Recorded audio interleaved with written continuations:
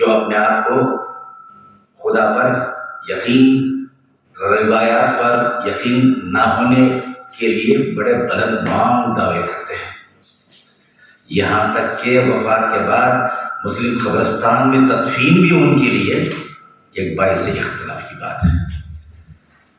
علامہ اقبال کے حوالے سے مولانا مودودی نے کہا تھا کہ میں نے دیکھا علامہ اقبال کو اس دور میں 1930 کے دوران،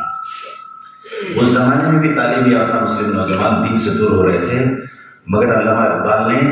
اپنی تعلیم کے بعد مغربی ممالک کا جب دورہ کیا، جس حد تک وہ قرآن فہم، دین فہم تھے، ساحل پہ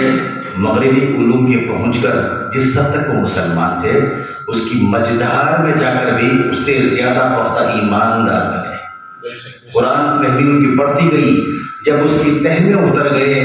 تو انہوں نے قرآن کو، اسوہ حسنہ رسول اکرم کو اپنے اندر جذب کر لیا۔ انہوں نے ایک لفظ استعمال کیا کہ فنا فی القرآن، اپنے آپ کو انہوں نے اس کے اندر جذب کر لیا۔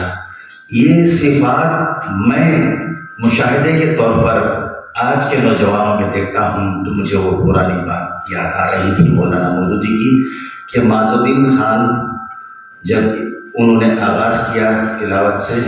ارکل سے چلتے پھرتے، اس سے پہلے بھی ان کی قرآن فہمی پر مجھے ناز اور خوشی محسوس ہوتی رہی۔ کئی بار چلتے پھرتے صبح بھی